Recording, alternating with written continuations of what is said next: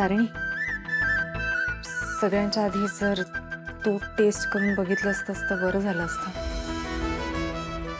ताई, तुम्हाला जर इतक्या टेन्शनमध्ये कोणी बघितलं ना तर गुपचूप हसतील बरं का सगळे. सगळे एवढे घाबरतात मला. हो. नाही म्हणजे नाही, सॉरी.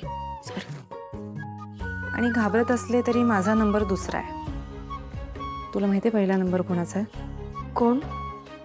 घरातली मोठी सून. ए कौशिकी, झालं का ग? हो हो, झाला झाला. माझ्याकडे दे ना, मी वाढते हवं तर सगळ्यांना. मी वाढणार. सॉरी, जरा हे आणत होते ना म्हणून थोडा उशीर झाला. अरे बापरे कौशिकी, काय काय तू हे काय केलंस? काय सगळी जादूच केलीस म्हणायचं? हा, बहिणीची आठवण झाली एकदम.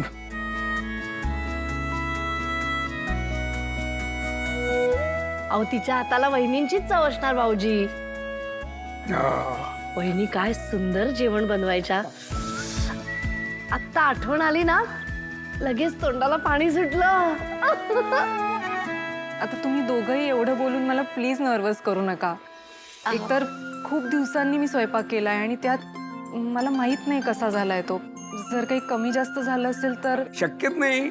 अगं तसं होणारच नाही. तुला सांगतो, आपल्याकडे ना घरातल्या स्त्रीला अन्नपूर्णा म्हणतात आणि स्वयंपाकघर हे तिचं मंदिर असतं. मग सांग, तिच्या हातनं गोष्ट बिघडेल कशी आणि वाईट कशी होईल मला सांग. नाही, ते सगळं बरोबर दया काका, पण या मंदिरात मी खूप दिवसांनंतर पाऊल ठेवलंय. बाबा, सुमी आजी नेहमी म्हणते स्वयंपाक जर मनापासून केलेला असेल ना तर तो कधीच फसत नाही. बघ, बरं, ही मोठी सुमी आजी म्हणते का छोटी सुमी आजी? झालं तुमचं? मला जेवायला मिळेल का आज? ते युवराज भाऊजी आणि केदार आला ना की आपण लगेच जेवायला बसूयात. सॉरी, मला उशीर झाला. चल बसूया. केदार, हा? ती खुर्ची जरा खराब आहे, इथे बस ना तू.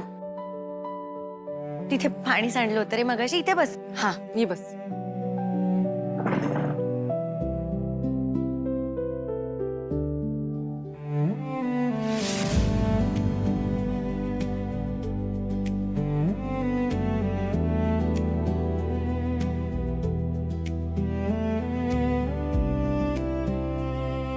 निशिता पण आली. निशिता, युवराज कुठे? त्याला बोलवून आण ना. इथे नाहीये तो. मला वाटलं इथेच असेल. नाही, तो इथे नाही आला. ओ, मी पुन्हा रूम मध्ये चेक करते. हा, बघून ये. त्याला घेऊन ये. हो ताई. युवी, युवी, इथे नाहीये. कुठे गेलाय हा?